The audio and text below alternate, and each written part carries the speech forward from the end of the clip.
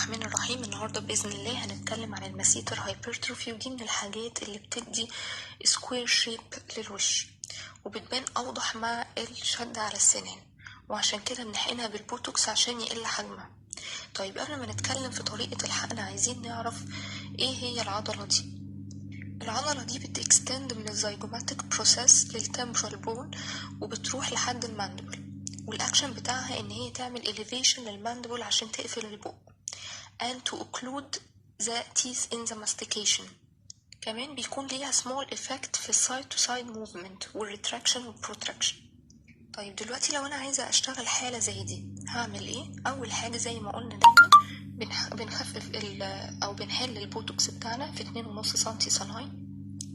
بنحط للكيس اللي قدامنا توبيكال انستيزيا لمدة نص ساعة. مهم جدا اكون فاهمة ايه هي السيفتي زون اللي بحقن فيها. الانتيريور بوردر هو الانتيريور بوردر بتاع الماسيتر ماسل، وده سهل جدا اني احسه لما العيانة تجز على اسنانها. اما بقى البوستيريور بوردر ده خط طالع من الانجل اوف ذا ماندبل ستريت كده لفوق، والانفيريور بوردر هو الانفيريور بوردر او الانفيريور ايدج بتاع العضلة زي ما باين في الصورة. اما بقى بالنسبة للابر بوردر فده خط من الماوث كورنر لحد الاير لوب.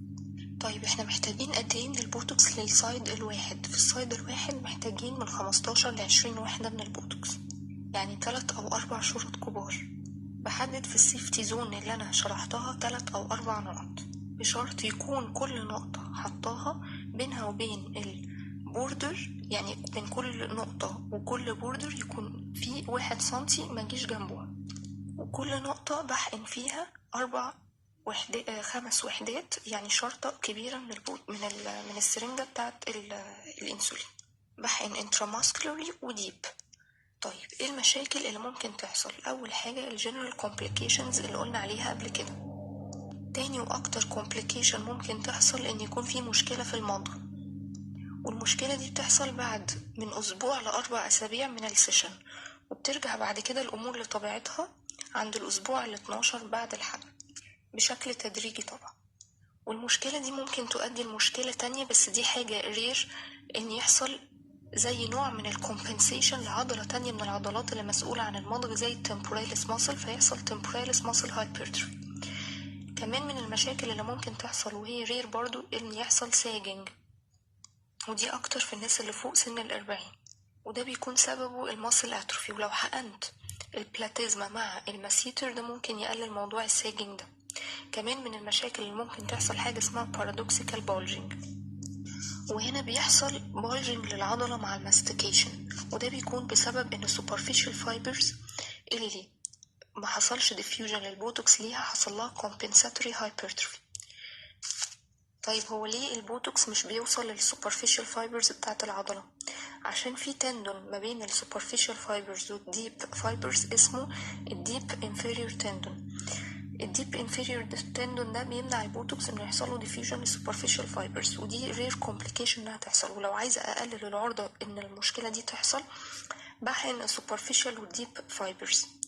المشكله دي بتحصل بعد 24 ساعه وممكن تستمر من 10 ل 14 يوم. لو استمرت اكتر من كده ساعتها بحقن السوبرفيشال لايرز بتاعت الماسيتر، احقن فيها من 5 ل 10 وحدات. كمان من المشاكل اللي ممكن تحصل ان يحصل loss of full smile، ده لان الرايزوريس ماسل بتكون عامله اتاتشمنت للانتيريور والميدل بارتس بتوع الماسيتر، فلو حصل لها ديفيوجن للبوتوكس ليها هيحصل المشكله دي، ودي للاسف بتاخد من شهر ل3 شهور عشان تريكفر. وعشان كده بنقول دايما ان احنا نسيب 1 سنتي من الانتيريور بوردر واحنا بنحقن، او من اي بوردر عامه.